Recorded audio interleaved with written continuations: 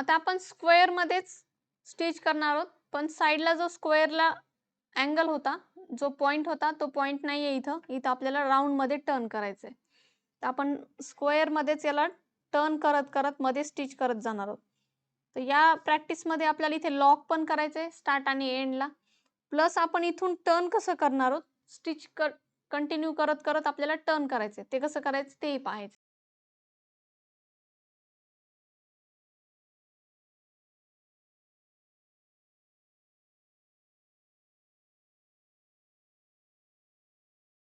सुरुवातीला लॉक केलंय. लॉक केल्यानंतर आपल्याला जिथून आपला जो टर्न स्टार्ट होतोय तिथपर्यंत आपल्याला यायचंय.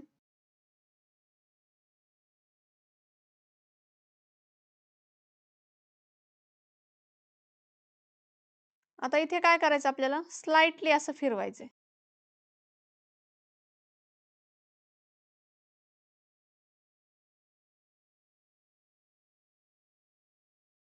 एक एक हाताने इथे स्टिच करायचे आपल्याला गोलमध्ये, कारण की हा जो राउंडचा डिस्टन्स आहे हा कमी आहे. त्यामुळे आपल्याला डायरेक्ट मशीन वरती ते टर्न करता येणार नाहीये. आपल्याला हाताने जो व्हील आहे तो हाताने फिरवायचा आहे आणि याला फक्त असं थोडं थोडं स्ट्रेट करत जायचंय. एकदा आपला इथला जो टर्न आहे तो संपला, स्ट्रेट लाईन स्टार्ट झाली की परत आपल्याला पेंडलने स्टिच करायचे.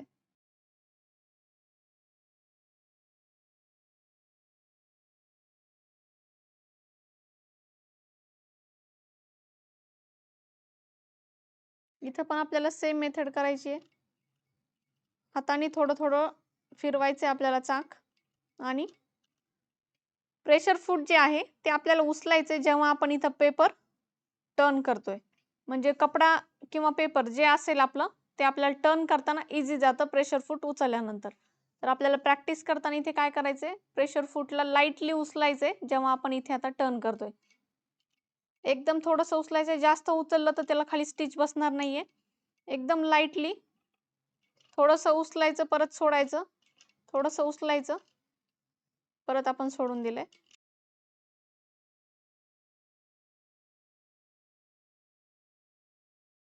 अशा पद्धतीने इथे आपल्याला स्टिच करायचंय.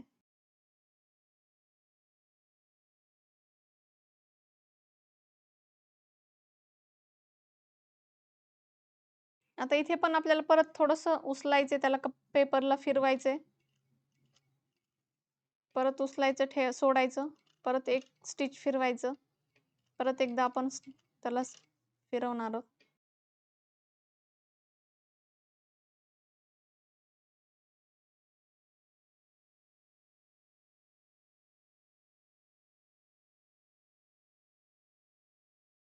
आपल्याला हे जे स्टिच आहे ते टेक्निकनी करायच्यात.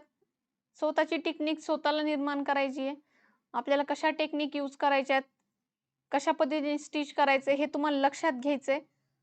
मी सांगितल्यापेक्षा जोपर्यंत तुम्ही हे लक्षात घेत नाहीत, की कशा पद्धतीने तुम्ही स्टिच केल्यानंतर ते टर्न होतंय, तोपर्यंत तुम्हाला ते लक्षात येणार नाही.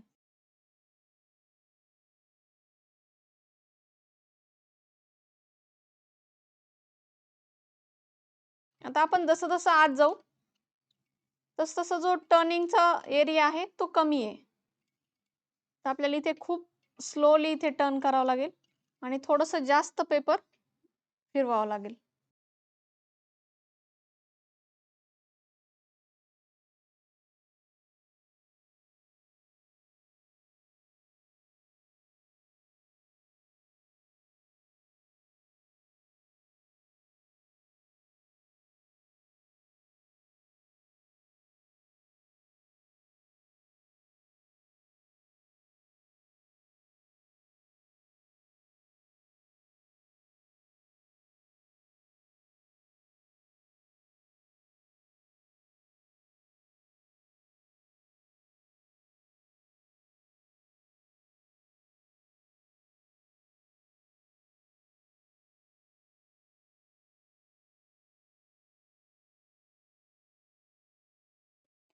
व्यवस्थित पद्धतीने आपल्याला टर्न करत जायचंय. हातानेच टर्न करायचंय.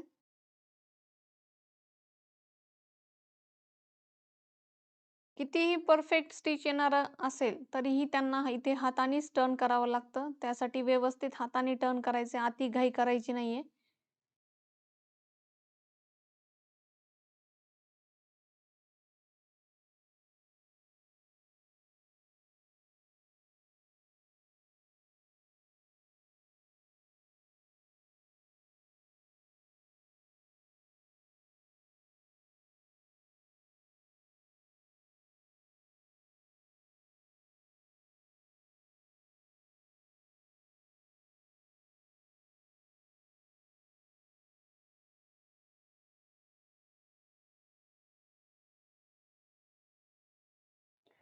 अशा पद्धतीने आपल्याला इथे स्टिच करून घ्यायचं आहे. जोपर्यंत जमत नाही तोपर्यंत तुम्हाला प्रॅक्टिस करायची आहे.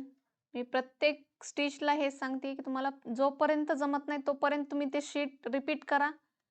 परत परत त्या शीटवर किंवा वेगळे शीट घ्या, प्रॅक्टिस करा आणि ती जमल्यानंतरच तुम्हाला नेक्स्ट शीट घ्यायची आहे.